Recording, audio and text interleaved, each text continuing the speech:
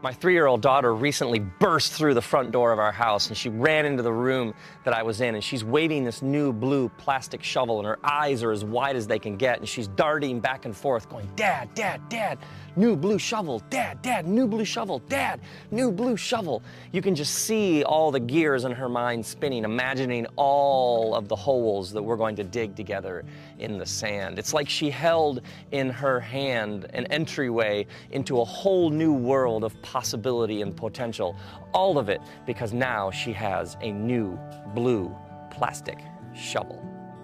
There is this primal sense of wonder and awe in the face of a child when they're fully absorbed in the moment. They're thrilled with this sense of anticipation, just what kind of experiences are right around the corner. It is something to behold, this pure, unbridled joy. Life has a way of beating that wonder and awe out of us, doesn't it? You get betrayed, you pour time and energy and money into something, and then it blows up in your face. It doesn't go the way that you thought it was supposed to, or you lose something, or you lose someone. And it's as if there's this ever so thin layer of hardness that begins to build around your heart. And then you're burned again, and it's like that layer gets a little harder and a little thicker. And so you roll your eyes more frequently, and you're a bit more cynical and jaded and skeptical, and you pull back, you retreat. I mean, why would I stick my neck out if I'm gonna get shot at like that again? And so ever so gradually, with your arms folded over your chest, you become one more spectator. I don't believe this is what God intends for us. As it's written in the Psalms, taste and see that God is good. Well, taste is about the full engagement of our senses. Taste is about our belief that there's way more going on here than we first realized. Taste is about our flesh and blood encounters with the divine in people and places and events. Taste is about your awareness that God is as close and near as your breath.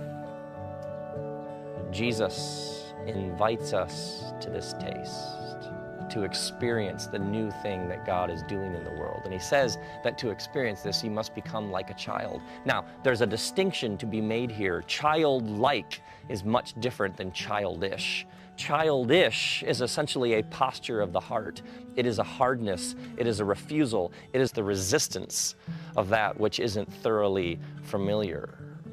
Childish is the stomping of the foot, the folding of the arms, the cynical, jaded, there's nothing new here. But childlike is the ways in which you are open to the wonder and awe that is around us every single moment of every single day.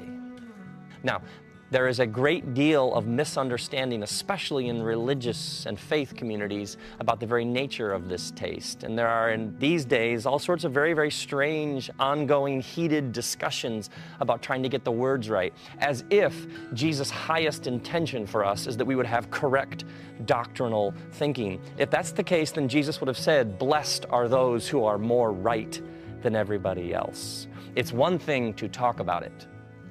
It's another thing to taste. It's one thing to be right. It's another thing to be overwhelmed.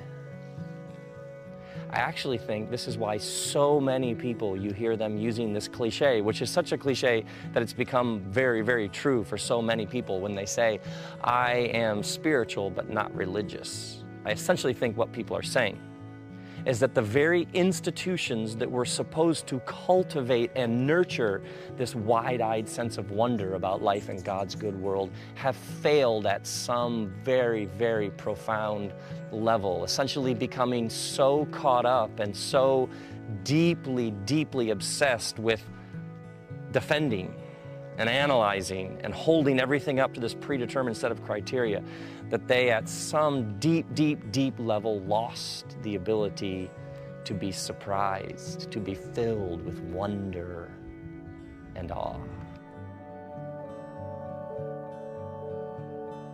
It's interesting when Jesus talks about what we would say would be criteria or results or proof or whatever you want to call it. What Jesus says is that his followers, his people, the ones who are open to the new thing that God is doing in the world, the ones who have said yes to him and trust him, he says you'll know them by their fruit. And fruit comes because you have first tasted. You have tasted of God's love, joy, peace, and grace, and it transforms you from the inside out into a new kind of person. This is the kind of fruit Jesus speaks of. Perhaps this is why when he speaks to his disciples, he says those two words to them, follow me. It's as if he's calling each of us to return to that childlike sense of wonder, awe, and anticipation. He reaches deep down there through all those layers of hardness into our heart and says, follow me. He calls us and confronts us with this invitation to leave behind all of the reasons we have to be jaded and bitter and cynical, because let's be honest, what you look for, you will find in this world. He calls us to leave behind all of our reasons for folding our arms over our chest and becoming one more spectator. And he says, come, follow me, move beyond all that. We all want to be successful, but what we really want is wonder and awe. That's our real desire. Jesus invites us to an experience, to a taste of the full, vibrant, dynamic, electric life of God, which he insists is available to every single one of us right here, right now. So may you rediscover this childlike sense of discovery and anticipation. May you be open to the new thing that God is doing right here, right now. And may you be wide-eyed and filled with wonder and awe.